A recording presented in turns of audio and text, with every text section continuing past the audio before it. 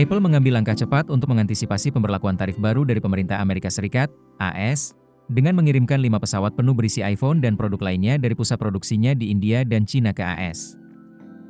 Pengiriman besar-besaran ini dilakukan dalam 3 hari terakhir pada pekan terakhir bulan Maret 2025. Langkah ini dilakukan guna menghindari dampak langsung dari tarif impor sebesar 10% yang mulai diberlakukan pada 5 April 2025. Langkah strategis tersebut bertujuan untuk menambah stok produk Apple di pasar AS, sehingga perusahaan teknologi asal Cupertino, California, itu dapat menunda potensi kenaikan harga jual kepada konsumen.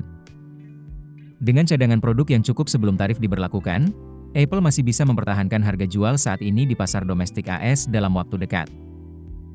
Tarif baru ini merupakan bagian dari kebijakan dagang pemerintahan Presiden Donald Trump yang kembali menjabat pada 2025.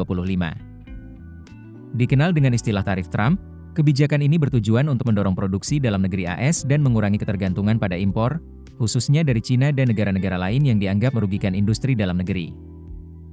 Dalam skema tarif tersebut, barang-barang yang diimpor dari Cina dikenai tarif hingga 54%, sementara produk dari India dikenakan tarif sebesar 26%. Perbedaan beban ini mendorong Apple untuk mengevaluasi kembali strategi rantai pasok globalnya, termasuk kemungkinan memperbesar volume produksi di negara-negara dengan tarif lebih rendah seperti India. Bagi Apple, kebijakan ini menjadi tantangan serius. Perusahaan selama ini sangat bergantung pada produksi di Cina, terutama melalui mitra utama seperti Foxconn.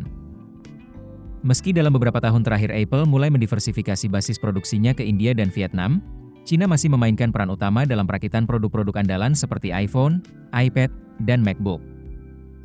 Meski menghadapi tekanan dari kebijakan tarif yang agresif ini, Apple menegaskan belum memiliki rencana untuk menaikkan harga jual produknya di pasar utama seperti AS dan India dalam waktu dekat. Perusahaan masih terus memantau dinamika kebijakan perdagangan global dan menyiapkan berbagai opsi penyesuaian dalam strategi produksi dan distribusinya. Dirangkum Kompas Techno, Rabu, 9 April 2025, Apple juga diketahui sedang mempertimbangkan relokasi sebagian besar rantai produksinya ke negara-negara yang lebih aman secara tarif, untuk meminimalkan dampak kebijakan jangka panjang dari proteksionisme perdagangan.